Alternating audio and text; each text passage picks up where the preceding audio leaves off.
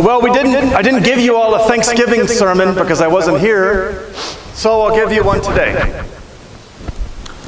We'll talk about Thanksgiving and how it leads to fortitude. Remember, fortitude is that virtue that helps us to keep going.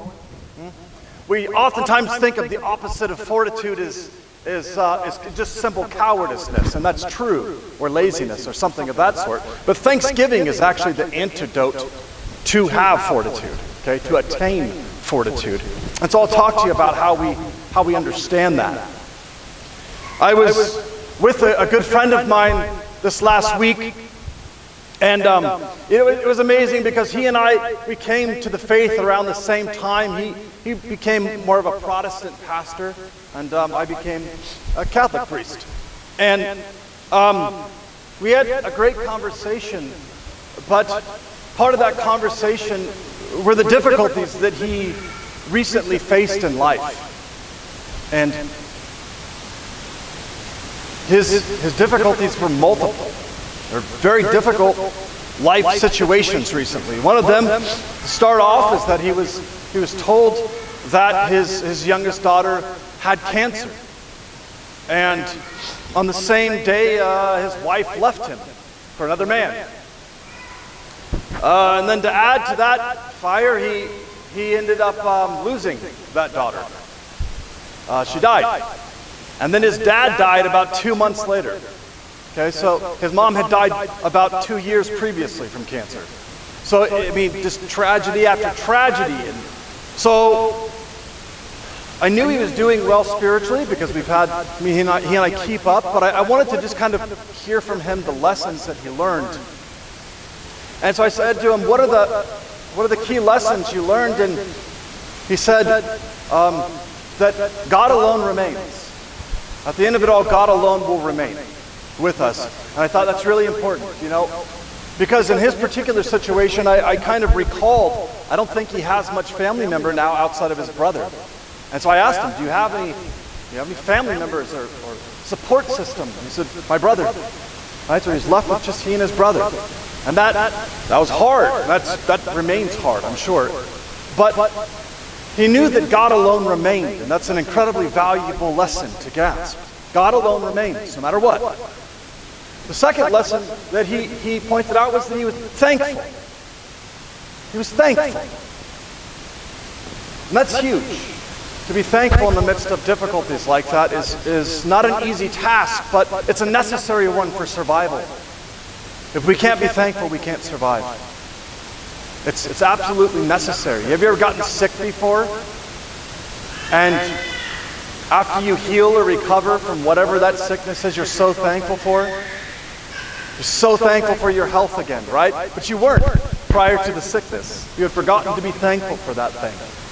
That's one of the things that are often difficult to do is be thankful in the midst of these difficulties. After talking, and he asked me a question that I thought was an important question. He asked me, if you knew all that we had signed up for, back when we were I think I was 16 and he was, I think, 19. He said, would you still sign up for this thing? And I said, well, I haven't thought about that, but I think I would. But I'm really thankful that I didn't know all the things that would happen, right?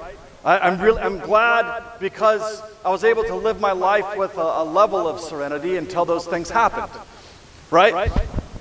But it's so often like that in life, we don't see the benefits of the things that are happening to us until we look at it retrospectively. But if we knew it in the future, it would not be easy, right? I'm not sure that we would sign up for the things that we sign up for. The apostles were with Jesus, and Jesus said to them, now it's time to go up to Jerusalem, where the Son of God will be crucified, and he'll be spat upon, and he'll be hated, and he'll be rejected by his people. He'll be handed over to the Gentiles. And we're told that the apostles, the things that Jesus said to them, they eluded them. They eluded them. Jesus' words were not very clear. They couldn't quite understand what he was saying. The Messiah about to be crucified? How does that make any sense? How does that fit the story that we've learned to inherit about the coming of the Messiah? So the ideas that Christ was passing on to them had eluded their minds. And oftentimes this is exactly what we encounter in life, right? We go through life and, well, if we find out, well, you were born to be crucified, well, that doesn't sound super appealing to us, does it? St. Peter, when he questioned Jesus and said, someone said John gets to live until your return, and Jesus goes, don't worry, Peter. It's not for you to know. Right now, you're free. I'll give you one thing. When you get older, you don't get to choose where you go. People are going to carry you. Peter's probably, I wish I wouldn't have said anything. Right? I wish I wouldn't have asked about what my end was going to be. Well, but Jesus knew that would be the greatest honor that Peter would receive. In fact, Peter was such a changed man by the end of his life that when he was crucified, he said, don't crucify me like my Lord. Hang me upside down. I'm unworthy to be crucified like my Lord. He probably wouldn't have picked that at the beginning, the guy who just denied Christ and didn't seem to have the fortitude that some of the other disciples, like little John, had. But by the end of his life, Peter had finally grown in the fortitude that God had always had predestined from him for the beginning of time. This is how it is. And thanksgiving is a means of reaching beyond the particular circumstances that we see ourselves presently in and realizing the eternal plan of God's sovereign providence in our lives. That is His presence, His articulating our reality, His putting it into play, His supporting it, and His bringing it to its conclusion. Because He who began a good work in you will complete that work. That's what St. Paul says. He who began a good work in you will complete that work. And so Christ has this plan for you, and the best way to actually fulfill that plan is to be thankful, knowing that He is in the midst of your life, planning out everything. I want to give just one final point about why thanksgiving is important for Fortitude. And it's that thanksgiving, it moves beyond simple prayers like petitions, like asking God, right? It moves beyond that, and it becomes the prayer of the angels. The prayer of the angels, what are they? The cherubim and seraphim, they go around God's throne. I love this, and you'll probably hear me say it a million times because I think it's phenomenal. They go around the throne of God and they say, Holy, holy, holy, Lord of Sabaoth. Heaven and earth are filled with your glory.